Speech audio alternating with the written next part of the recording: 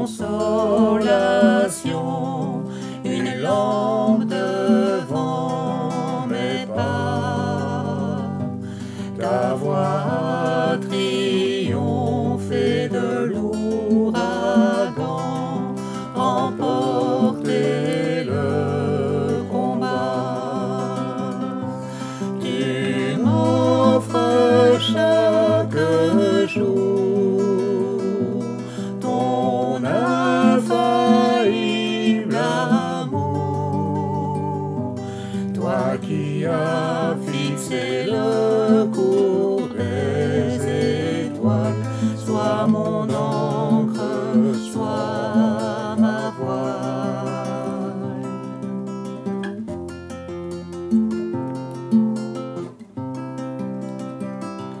Tu étends mes ailes pour toucher les cieux, protégé par ta main.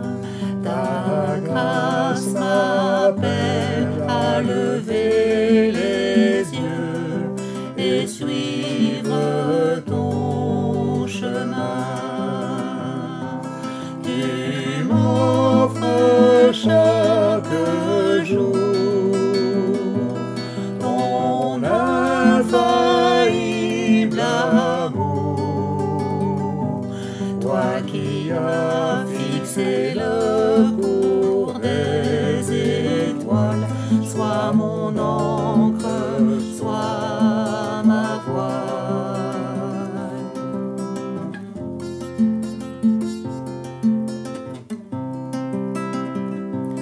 Ta miséricorde coule de la croix, ton sang m'a racheté.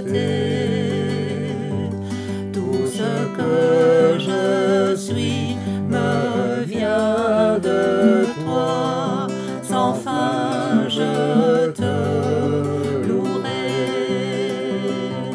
Tu m'offres chaque jour ton infaillible amour, toi qui as fixé le cours des étoiles, sois mon encre, sois ma voile. Tu m'offres chaque jour ton infaillible amour, toi qui as fixé le cours des étoiles, sois mon encre, sois ma voile.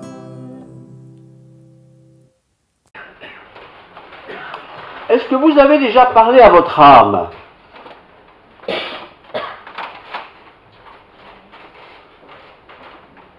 Est-ce que vous avez déjà entendu votre âme vous parler? C'est le sujet de ce matin. Est-ce que j'ai parlé à mon âme? Est-ce que mon âme m'a déjà parlé? Nous avons tous des réflexes un peu automatiques comme ça. On se lève le matin, en tout cas chez moi c'est un peu ça. Qu'est-ce qu'on fait? On ouvre la radio, on écoute les informations. Et on a des habitudes comme ça, et quand on devient plus âgé, on a toujours les mêmes habitudes, on écoute les informations, c'est à peu près toujours la même chose. Mais voilà, on a des habitudes. On allume la radio, mais la radio c'est un peu démodé. Aujourd'hui on ouvre son ordinateur. On ne sait pas ce qu'on va en faire, mais on l'ouvre. Et il y a toujours quelques images qui apparaissent, et puis voilà, selon nos désirs, on regarde l'ordinateur, ou on va un peu scruter ce qu'il nous raconte. Peut-être aussi on est de ceux qui aiment bien le téléphone. Vous savez, ces téléphones qui gardent en mémoire un peu tous ceux qui ont téléphoné pendant la nuit. Et comme vous ne voulez pas vous lever la nuit, ben, ils sont mis en réserve. Oh non, Germaine, ça va? T'as bien dormi? T'as été à l'école? Enfin, tout ce genre de choses. C'est des habitudes. Et puis il y a le journal. Ah, pour le journal, il faut sortir un peu de sa maison, aller dans la boîte aux lettres. On a déposé le journal avec les bonnes informations du jour, et certains vont passer 1 heure à lire le journal. parleront pas avec madame, mais ils passeront du temps avec le journal. Et je me suis dit, tiens, et nous chrétiens, avec quoi passons-nous du temps? Essentiellement dans notre temps où on ne travaille pas, évidemment. Il faut avouer que sur une journée standard où tout le monde a un travail, il y a beaucoup de choses qui sont coutumières, c'est toujours la même chose, il faut prendre le bus, il faut prendre le tram, il n'y a pas de tram ici, on prend la voiture, il y a de l'embouteillage, on est en retard, on est pressé, le patron il n'a pas l'air content, à peu près toujours la même chose. Mais on est là pour travailler parce qu'il faut bien gagner sa croûte, évidemment. Et puis en même temps qu'on va travailler, on met la radio dans la voiture. Ah, tremblement de terre à Zaventem. C'est pas Zaventem, hein, c'est à Tombouctou, n'importe où. Tremblement de terre. Mais comme c'est pas près de chez nous, on n'est pas trop occupé par ce tremblement de terre. Mais enfin, on dit pauvres gens, ils vont encore souffrir. Tremblement de terre. Un ouragan dans le Pacifique. Un bateau vient de couler. Oh, pauvres gens. Et on continue sa route. Ou alors, quelques faits divers. C'est dans le quartier, ça, dans le pays, ou dans la ville, on a beaucoup de radio, RTBF, local. Accident. Accident au carrefour de la Spetz. Ça arrive souvent, ça. Ah, encore une fois un accident, mais quand est-ce qu'ils vont remettre ces routes en place? C'est quand est-ce qu'ils vont un peu arranger pour qu'il n'y ait plus d'accident? Enfin, tout ceci pour vous dire que nous avons nos habitudes chaque jour, les uns et les autres. Une habitude qui se perd, c'est le dialogue entre le père et la mère. On a l'impression qu'on n'a plus rien à se dire. On ne se dit rien d'ailleurs. On boit son café en espérant qu'il n'est pas trop froid ou trop chaud. Les enfants, ils vont se lever, ils traînent tellement qu'on n'a pas le temps de parler. Des habitudes comme ça. Des habitudes. Ce qui fait que la vie est un peu lasse. Un peu marre de ces routines. Alors bien sûr, on met la radio ou la télévision d'ailleurs et on regarde pas. Voilà, très bien. Et puis on se met à parler à soi-même. Vous avez déjà remarqué ça? Quand tout ce qu'on a fait le matin, comme ça, un peu chipoté à droite à gauche, on l'a fait. Et puis on se retrouve seul dans la salle de bain, on va se raser ou se peigner, n'importe, et on se parle à soi-même. Je ne sais pas ce qu'on se raconte, mais on se raconte des choses. Oh, mais que tu es belle! Si c'est une femme qui se regarde, hein. Ou alors l'inverse. Oh, tu deviens vieille, ma vieille! Tu dis qu'elle est vieille, tu vas venir vieille, évidemment. Hein. On a comme ça nos habitudes. On ne se rend pas compte de ça, mais on a beaucoup d'habitudes. Une des habitudes très mauvaises, je ne vous recommande surtout pas, c'est de déjeuner ensemble sans parler. C'est horrible. Pourtant, on n'a rien dit pendant toute la nuit. Hein. On doit avoir des choses à dire, mais on ne parle pas, on ne communique pas. Et si on a des enfants qui râlent un peu, on dit tu vas te taire ou tu vas attraper. Non, on ne peut plus en donner maintenant, c'est fini. Quelles sont nos habitudes? Mais tout ça n'est rien, parce que tout ça est terrestre. Mais quand mon âme, vous savez, l'âme c'est cette partie immatérielle des humains. Les animaux n'ont pas d'âme, hein. Les humains, oui. Quand cette âme, partie immatérielle de ma vie, commence à me dire des choses que j'ai besoin d'entendre, de réentendre, eh bien toi, mon vieux, ou ma vieille, c'est quand même temps que tu te reprennes un peu en main, hein, parce que tu te laisses aller. Ça fait 3 semaines que tu n'as pas été à l'église, hein. Non. Oh, ça fait déjà 3 semaines. Oh, mais j'étais fort occupé. Ah, j'étais fort occupé. Et comme ça, on a toute une série d'explications, de justifications pour toute une série de choses qui, dans le fond, autrefois, on les faisait facilement, tranquillement, paisiblement. On était satisfait, on était heureux. On rencontrait des frères et des sœurs et tout ça. Je salue ma chère sœur qui est là, que je n'ai pas vue depuis un certain temps.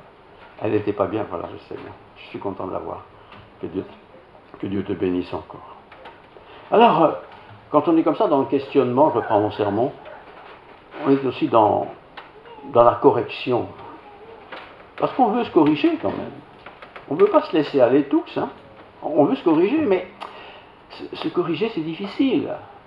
Qu'est-ce que je vais changer dans ma vie? Qu'est-ce que je voudrais changer dans ma vie? Qu'est-ce que je voudrais faire ou ne plus faire? Parce qu'il y a des choses qu'il ne faut plus faire, et que je fais encore, et que j'aimerais en être débarrassé. Et puis, si c'était Dieu qui me juge, on peut discuter, on peut réfléchir à tout ça, mais si c'est Dieu qui me parle, qu'est-ce que je fais? Matthieu 24, verset 6. Vous entendrez parler de guerre et de bruit de guerre. Ouvrez la radio, on en entend souvent, un peu partout dans le monde. Vous entendrez parler de guerre et de bruit de guerre. Gardez-vous d'être troublés, car il faut que ces choses arrivent, mais ce ne sera pas encore la fin. Oui, la guerre qui est là-bas, à 10 000 km de chez nous, bon, c'est pas trop grave, c'est loin. Mais supposons que la guerre se passe juste à côté, en France, là, dans l'Est, là. Là, on se dirait, oh, oh, là, je risque d'avoir des soucis. Je risque d'avoir la responsabilité de devoir m'engager ou être engagé par les autorités pour aller faire la guerre à l'ennemi. Vous entendrez parler de guerre et de bruit de guerre. Gardez-vous d'être troublés. Il y en aura toujours des guerres. Et pas seulement des grandes guerres, mais aussi des guerres entre voisins, des guerres dans les couples, des guerres dans les familles, des guerres dans l'église aussi. Oui, parce que dans les églises, il y a aussi des guerres. On ne se parle plus, on est mécontent. Car il faut que ces choses arrivent, mais ce ne sera pas encore la fin. La fin, c'est-à-dire le temps que Dieu donne à l'humanité pour chercher Dieu, trouver Dieu, et être dans la présence de Dieu. Je lis encore les versets qui suivent. Une nation s'élèvera, à la grande échelle, une nation s'élèvera contre une nation, et un royaume contre un royaume. C'est massif, ça. Et il y aura dans divers lieux des famines et des tremblements de terre. Il y en a toujours. Écoutez la radio un peu, vous allez voir qu'il y a toujours une guerre, ou une famine, ou une catastrophe quelque part. Et il y en aura toujours. Tout cela, toutes ces choses un peu négatives, tout cela ne sera que le commencement des douleurs. Ah, ce ne sera que le commencement des douleurs. Si ça se passe en Chine, ça ne me dérange pas trop, parce que c'est loin. Mais si ça s'approche et que ça se trouve à Bastogne, ça c'est déjà beaucoup moins loin. Parce qu'en plus je connais les gens de Bastogne, en tout cas certains. Mais si ce qui s'est passé à Bastogne se passait chez moi à Arlon, peut-être que là je serais un peu plus vif à trouver une solution. Une épidémie par exemple. Une épidémie. Alors, donc ça c'est pour la fin des temps ici. Voilà ce qui va se passer. On vous livrera au tourment. On va vous livrer au tourment. Vous savez, être tourmenté, là, c'est pas avoir mal, parce que je me suis coupé un doigt. Mais être tourmenté, c'est d'avoir votre cerveau qui tourne dans tous les sens, du matin au soir et du soir au matin, du lundi au vendredi. Il tourne tout le temps et il me donne des idées, des mauvaises idées. Bref, ça embrouille, quoi. Alors on vous livrera au tourment, qui est le on. Et l'on vous fera mourir. Ah, qui va me faire mourir? Et vous serez haïs de toutes les nations à cause de mon nom. Vous serez haïs de toutes les nations, belges, françaises, luxembourgeoises, espagnoles, africaines. Vous serez haïs de toutes les nations à cause de mon nom. Nous vivons dans un pays libre, vous le savez bien. On ne nous hait pas parce qu'on est croyant. Oui, parfois, il y a des gens qui se moquent un peu des croyants, mais qu'est-ce que vous allez foutre à l'église? C'est quoi ce machin? Ça sert à quoi? Ça sert à rien? Tous des hypocrites. Il y a d'autres mots pour dire ça, mais voilà comment les gens raisonnent aujourd'hui. Et vous êtes croyants, nous sommes croyants. Nous croyons en Dieu. Nous croyons dans la grâce de Dieu. Nous croyons dans la miséricorde de Dieu. Alors, quand on est dans cette réflexion, enfin, une petite synthèse ici, quand on est dans cette réflexion, on se dit, mais, ouais, tout ça est un peu vrai dans le fond, mais si c'était le jugement de Dieu, ou si c'était le jugement de Dieu qui commence, parce que Dieu a promis ça, il jugera le monde, aussi bien aux États-Unis qu'en Chine, qu'à Arlon évidemment, ou à Bastogne, ou à là où nous habitons, il jugera le monde. Oh. Mais si Dieu juge le monde, et il va le faire avec justice et justesse, qu'est-ce qu'il va juger pour mon pays? Qu'est-ce qu'il va juger des autorités de mon pays? Qu'est-ce qu'il va juger, ou comment va-t-il juger les familles de ce pays? Et en fin de compte, comment Dieu va-t-il me juger, moi? Nous, chaque personne présente ici. Alors je vous lis, écoutez simplement maintenant le texte biblique. Matthieu 24, verset 4. Jésus leur répondit, donc il y a une discussion, prenez garde que personne ne vous séduise. Prenez garde que personne ne vous séduise. Nous vous raconte des cracks, quoi. Prenez garde, faites attention. Car plusieurs viendront sous mon nom. Plusieurs vont venir au nom de Dieu. Attention, quand des gens disent, moi je suis chrétien, ou moi je suis ceci ou cela. C'est moi qui suis le Christ. Et ils séduiront beaucoup de gens. Satan est malin. Il a de l'expérience, il a beaucoup d'expérience. Et il sait très bien comment il doit séduire quelqu'un. Nous aussi, on peut parfois séduire quelqu'un, on a nos petites techniques, mais ici, c'est une manière universelle. Et le contexte, je vous lis. Vous entendrez parler de guerre et de bruit de guerre. Gardez-vous d'être troublés. Car il faut que ces choses arrivent. Et depuis le temps, il y en a déjà eu beaucoup. Mais elles vont continuer de venir, peut-être même s'intensifier. Mais ce ne sera pas encore la fin. Une nation s'élèvera contre une nation. Une nation, c'est plus un village ou une région, c'est une nation. La France, l'Angleterre, la Belgique. Une nation s'élèvera contre une nation. Et un royaume contre un royaume. Et il y aura en divers lieux, un peu partout, des famines. Vous savez, des famines, c'est quand on n'a plus à manger. Et il y aura des tremblements de terre. Pas seulement dans un pays qui est habitué aux tremblements de terre, mais sur le monde entier. Tout cela ne sera que le commencement des douleurs. Alors, et ça s'aggrave, quand ces situations seront là, d'une manière universelle, alors on vous livrera au tourment. On vous livrera au tourment. C'est pas aller en prison. Le tourment, c'est quand votre cerveau est tourmenté, vous n'arrivez plus à vous dégager, à être libéré de tout ce qui tourne dans votre tête là. On vous livrera au tourment. Et l'on vous fera mourir. Et vous serez haïs de toutes les nations à cause de mon nom. Ce que je vous dis ce matin, c'est universel, mais c'est surtout adressé au monde des croyants, des chrétiens en particulier. Qui est le chrétien? Ce n'est pas le protestant ou le catholique. Le chrétien, c'est celui qui croit en Christ, qui aime le Christ, qui a donné sa vie au Christ, qui a reçu le Christ dans sa vie. Ce n'est pas tout le monde qui peut dire cela. Alors aussi, plusieurs succomberont. Plusieurs de ceux qui croyaient vont succomber, ils vont pas résister, ils ne pourront pas.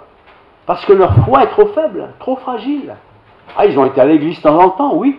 Ils ont peut-être fait ceci ou cela, oui. Ils ont peut-être lu un peu la Bible, oui. Mais c'est fragile. Donc je relis. Alors plusieurs succomberont et ils se trahiront et se haïront les uns les autres. À l'intérieur même d'une communauté, petite ou grande, on va se haïr. Parce qu'on dira, c'est de ta faute. On dira jamais que c'est ma faute. C'est de ta faute. Plusieurs faux prophètes s'élèveront et ils séduiront beaucoup de gens.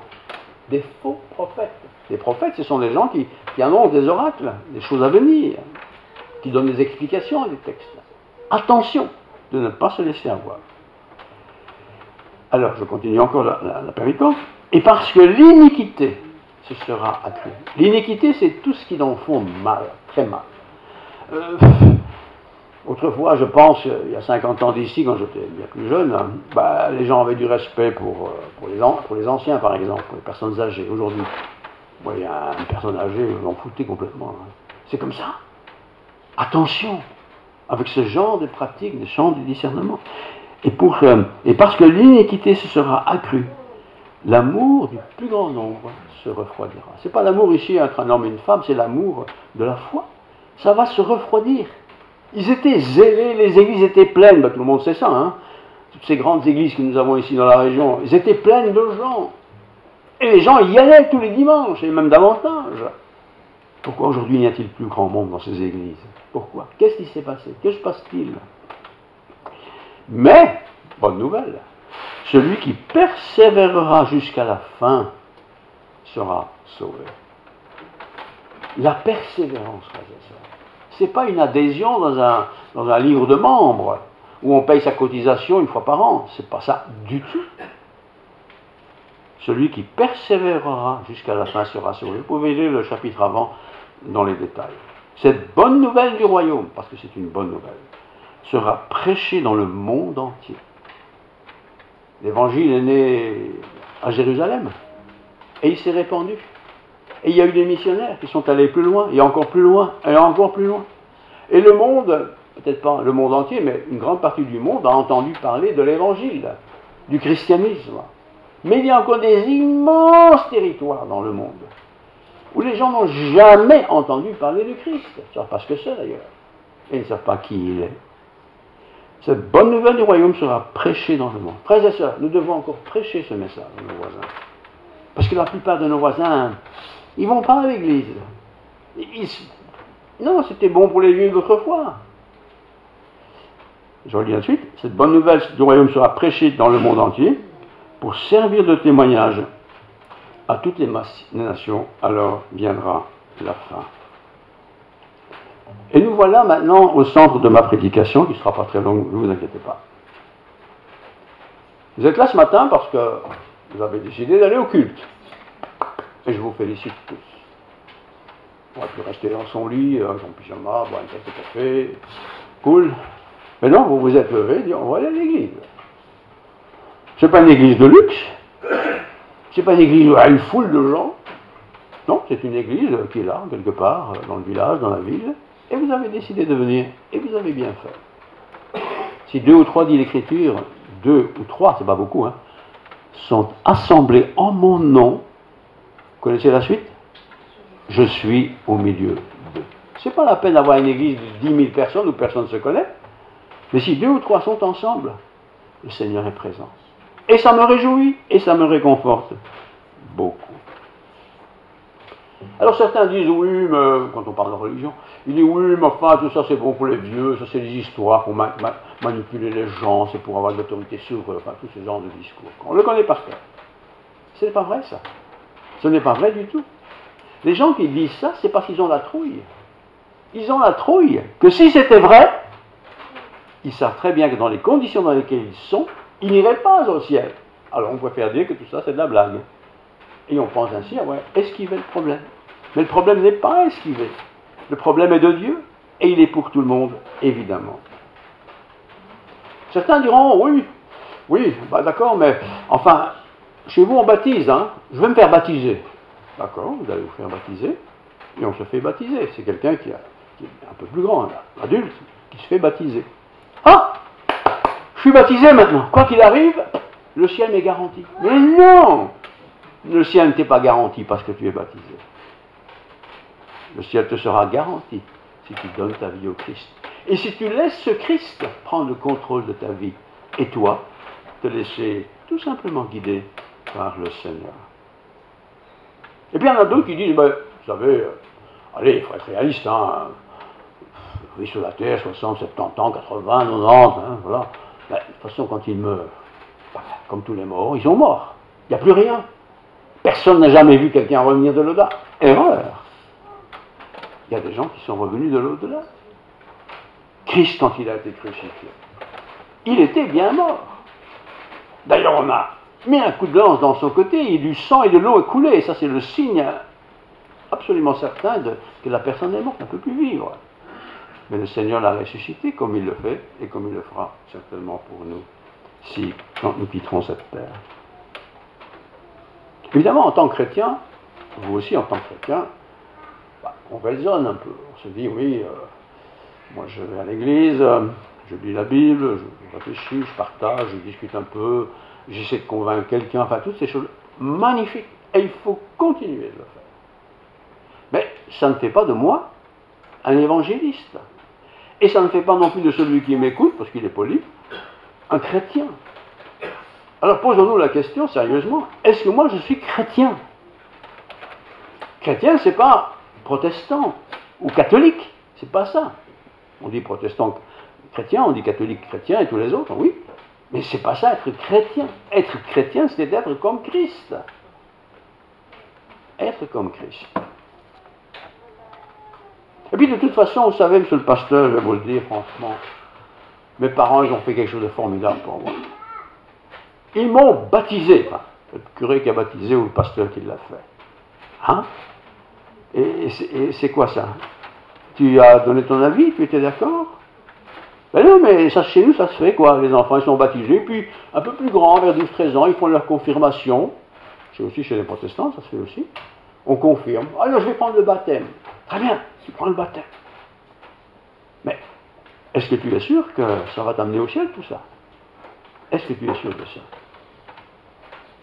D'autres diront, oui, enfin, allez, soyons sérieux quand même, un peu, monsieur le pasteur, il y a quand même un petit peu, dans notre histoire, un peu de chance. Hein.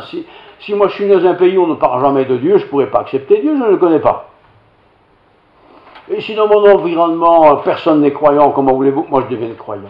Et on a comme ça toute une série d'arguments qu'on met en avant pour justifier un peu ce qu'on ne fait pas. Mais ce matin, ce n'est pas le cas, puisque vous êtes là. Quelle est ma vie, en fond? Quel est le sens de ma vie? Quel est l'objectif de ma vie? Qu'est-ce que je souhaite faire dans ma vie? Qu'est-ce que j'espère faire dans ma vie? Qu'est-ce que je pense, moi, pouvoir faire pour que quelqu'un, un voisin par exemple, ou un collègue, se tourne vers le Christ? Qu'est-ce que je pourrais dire? Qu'est-ce que je pourrais dire? Évangile de Jean, chapitre 8, versets 1 à 11. Parole de Dieu. Jésus se rendit à la montagne des Oliviers. Rien de spécial. Mais dès le matin, il alla de nouveau dans le temple. Montagne des Oliviers, et le matin, il fait jour, il va au temple. Le lieu de rencontre. Et tout le peuple vint à lui. Au mont des Oliviers, il n'y a pas grand monde. Ben, évidemment, c'est un mont, c'est fatigant, on n'y va pas. Hein. Mais au temple, c'est bien. Beaucoup d'églises sont pleines, vous savez. Beaucoup d'églises sont pleines. C'est bien. Donc, et tous les peuples vinrent à lui, s'étant assis, il les enseignait, donc Jésus. Alors, pendant qu'il les enseignait, les scribes et les pharisiens, ça c'est des intellos hein, de l'époque, les savants, on dirait aujourd'hui, ceux qui ont fait des grandes études, qui ont des doctorats à tous les genres. Alors les scribes et les pharisiens amenèrent une femme surprise en adultère. Aïe, aïe, aïe, aïe, aïe, aïe. On a surpris une femme en adultère, comme si c'était si exceptionnel que ça. Mais on l'a surprise, donc on l'a vue. On a un repère, on peut l'arrêter, et il faut la condamner. Je lis la suite. Alors les scribes et les pharisiens amenèrent une femme surprise en adultère. Et la plaçant au milieu du peuple, ils dirent à Jésus, « Maître, cette femme, on pourrait dire cet homme, hein, la même chose, cette femme a été surprise en flagrant délit d'adultère. D'ailleurs, il faut être costaud pour surprendre quelqu'un en flagrant délit d'adultère. Hein. Quand même, généralement, on ne fait pas ça sur le trottoir quand même. Hein, je pense. Elle est prise en flagrant délit. Donc elle est condamnable. Et quelque part, en venant vers Jésus, Jésus n'a pas le choix quelque part. Il faut la condamner. On ne peut pas accepter ça. La suite.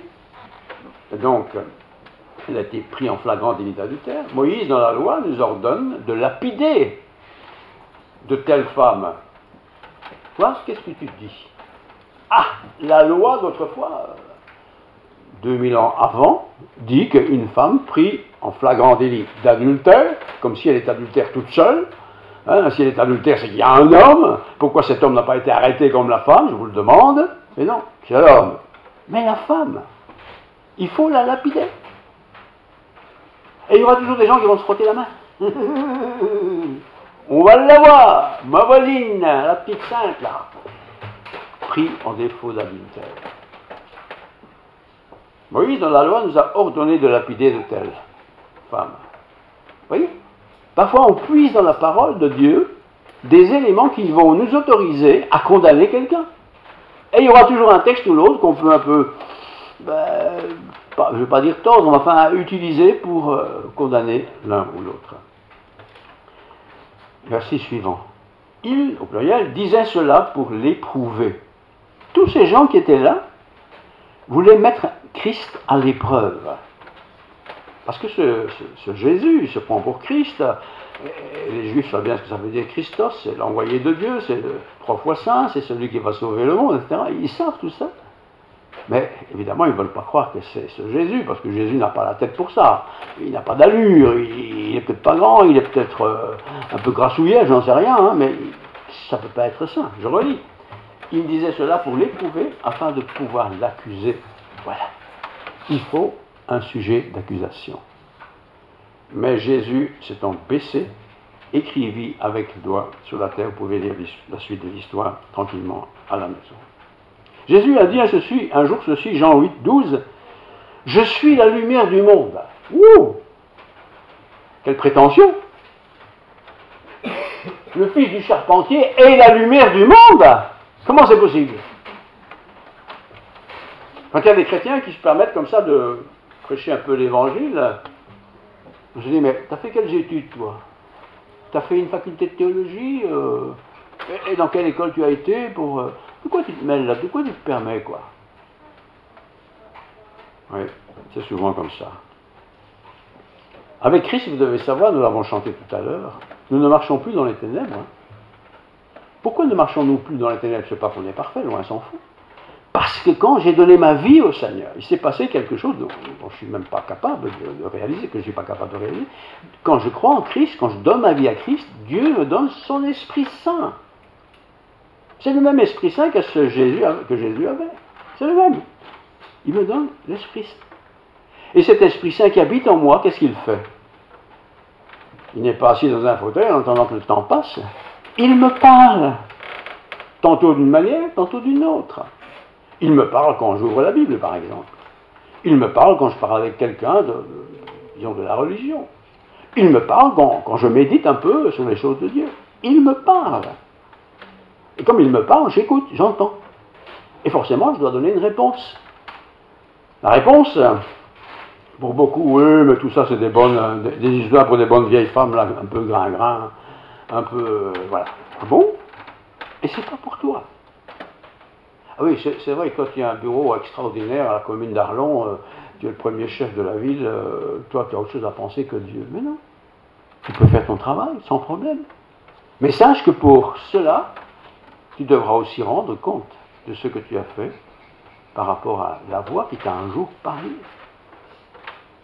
Certains diront, mais personne ne m'a jamais parlé. Ah bon? Personne ne t'a jamais parlé?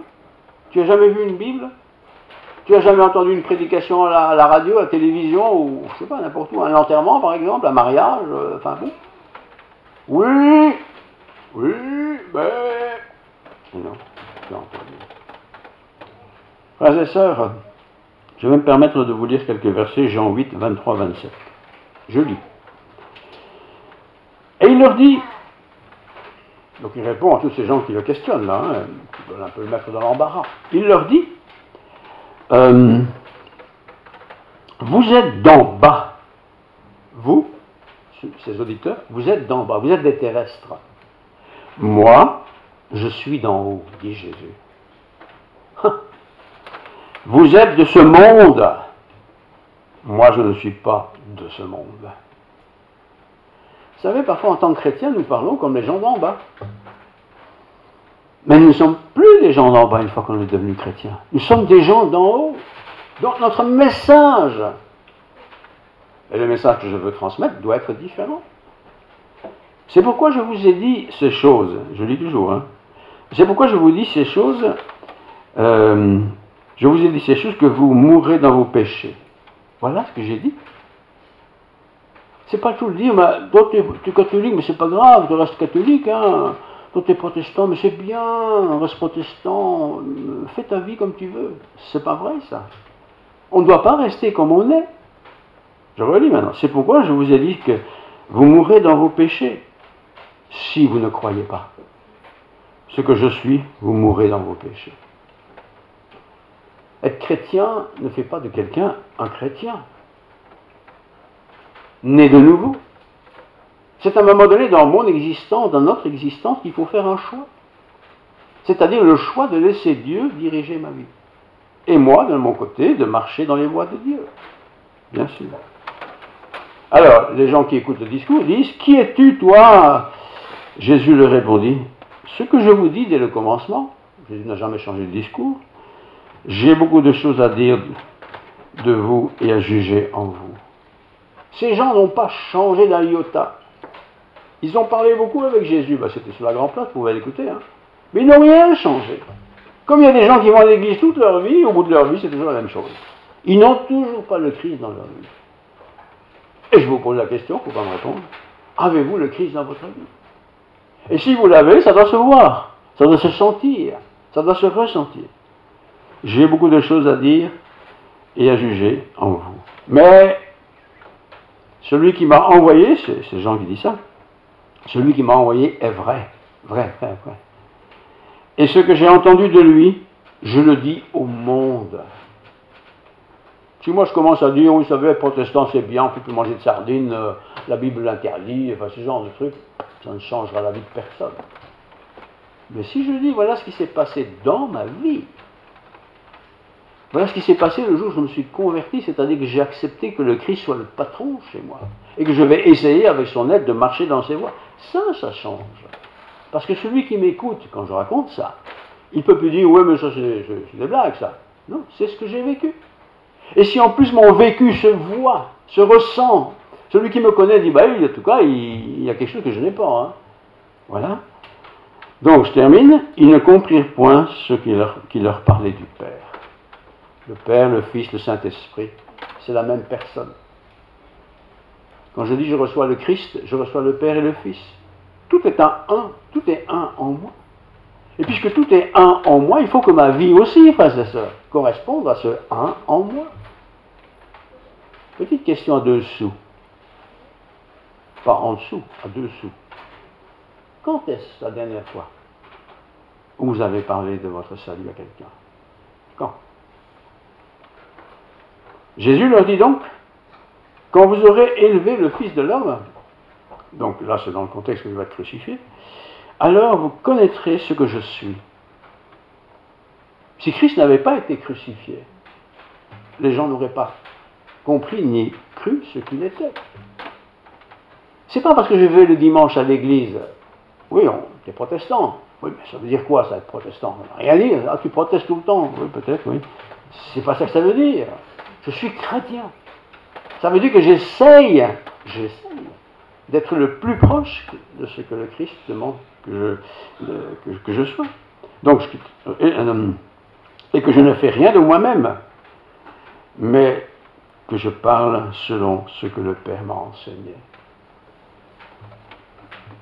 Qu'est-ce qui fait dans ma vie que je suis convaincu? Parce que je connais beaucoup de versets par cœur? Je connais beaucoup de versets par cœur. Parce que j'ai été baigné dedans? J'ai été baigné dedans. Et je suis toujours chrétien, et je suis toujours chrétien. Mais ça ne fait pas de moi un enfant de Dieu, ça.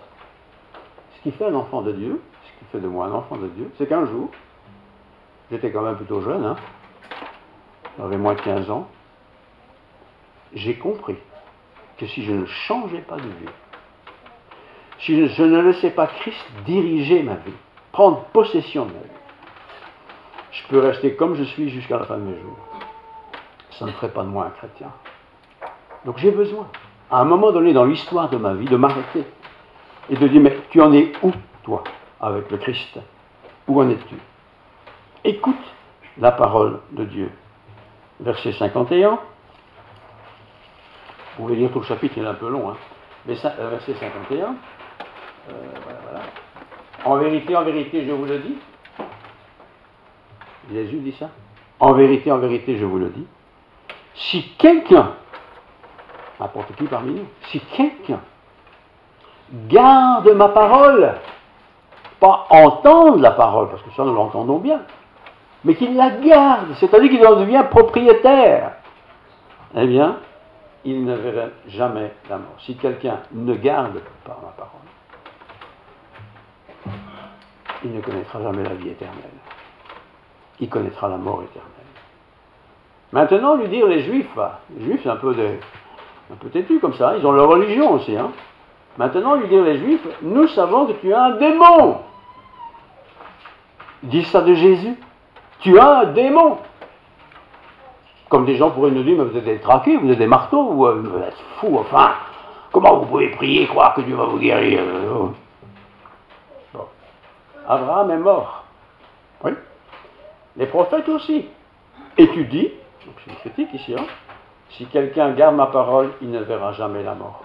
Et il cite tous des gens qui étaient des hommes de Dieu, des femmes de Dieu, hein, mais qui sont morts physiquement. Voilà, parce que l'homme, l'humain, assimile la vie éternelle à la vie sur cette terre dans un confort un peu spécial. Mais la vie sur cette terre n'est pas faite pour durer. La vie que j'ai envie d'avoir, c'est celle avec le Seigneur. Et pour avoir cette vie avec le Seigneur, je termine, hein, et pour avoir cette vie avec le Seigneur, c'est pendant que je suis vivant, conscient, que je dois recevoir le Christ. Alors comment je fais? Brièvement. Ben voilà, un matin vous vous levez, vous vous couchez, vous avez réfléchi, vous avez entendu. Bon, moi j'aimerais quand même bien être sûr si je suis chrétien. C'est pas parce qu'il y a 6 semaines d'affilée que vous avez été à l'église que vous êtes chrétien. Il y a des gens qui ne sont pas croyants qui vont à l'église. Hein. C'est pas ça. Mais si un jour, dans votre histoire de vie, vous avez dit au Seigneur, vous, Dieu et vous, Seigneur, moi je ne mérite rien du tout. J'ai pas de talent, je ne suis pas capable, je fais des bêtises pas possibles. Et je fais mon possible, mais ça ne va quand même pas. Ce genre de choses, quand vous dites ça au Seigneur, le Seigneur entend, avec vos mots, hein, pas la peine de faire de belles phrases. Le Seigneur entend. Et s'il nous entend, ça veut dire qu'il nous a écoutés. Il a pris le temps de m'écouter. Et je peux tout raconter là.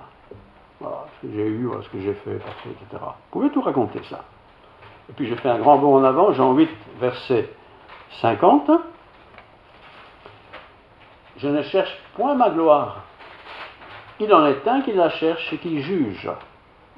En vérité, je vous le dis. Si quelqu'un garde ma parole, c'est Jésus qui dit ça. Si quelqu'un garde ma parole, c'est pas le tout d'avoir une fois dit un jour, bah, c'est bien, oui, c'est sympa.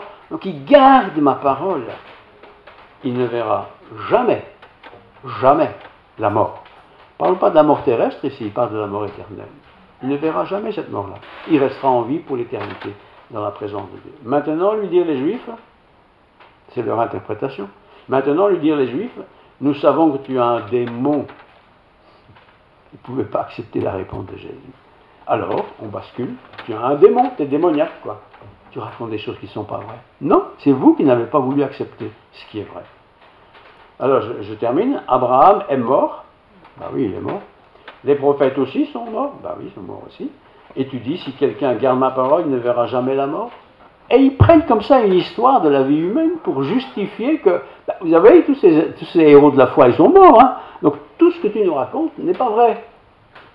C'est comme si je disais à mon voisin, tout à l'heure, en parlant avec lui un peu, vous savez, la vie éternelle, Dieu nous l'accorde. Mais ton père, il vit encore? Non. Ta mère, elle vit encore? Non. Ton fils, là, ou ta soeur, ou ta grand-mère, elle vit encore? Non. Et pourtant, tu dis ça. Ben oui, je le dis, parce que c'est vrai. C'est vrai. 8,52, je termine vraiment. Maintenant, lui dire les Juifs, nous savons que tu as un démon. On peut dire franchement que quelqu'un qui refuse de manière délibérée, après avoir quand même entendu et compris l'évangile, la bonne nouvelle, je ne vais pas dire qu'il va être doublement puni, mais il n'aura peut-être pas une deuxième occasion de se repentir. C'est important. Et si vous Christ, si vous entendez sa voix aujourd'hui, c'est aujourd'hui qu'il faut répondre oui Seigneur. Je n'ai pas tout compris, mais j'ai compris que si je ne change pas de vie, si je ne change pas de cap, si je ne change pas de camp, eh bien, mon éternité sera peut-être foutue, et ce serait quand même dommage. 8,51, je relis encore une fois.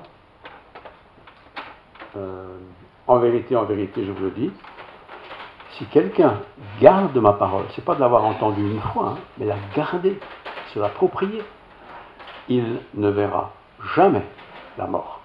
La mort physique, il la connaîtra peut-être, mais pas la mort éternelle.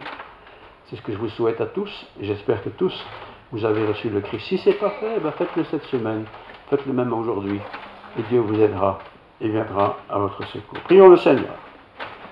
Père Céleste, merci pour ce moment de partage, de communion fraternelle. Nous avons besoin d'entendre, de réentendre des choses que nous avons déjà connues autrefois. Nous avons besoin aussi de le partager avec d'autres qui ne connaissent pas cette bonne nouvelle. Qu'il puisse y avoir aujourd'hui de la joie dans le ciel pour un pécheur qui va se repentir. Et si ce pécheur était parmi nous, qu'il se repente aujourd'hui. Seigneur, merci. Merci pour ta bienveillance, merci pour ta grâce, merci pour ton amour, merci pour tout ce que tu nous donnes. Nous voulons parler à notre âme. Notre corps n'a pas besoin d'entendre toutes ces choses, mais notre âme a besoin de l'entendre et a besoin de répondre positivement. Merci Seigneur, sois béni. Que toute gloire te revienne. Seigneur, nous te prions dans le saint nom de Jésus. Amen. Amen. Amen.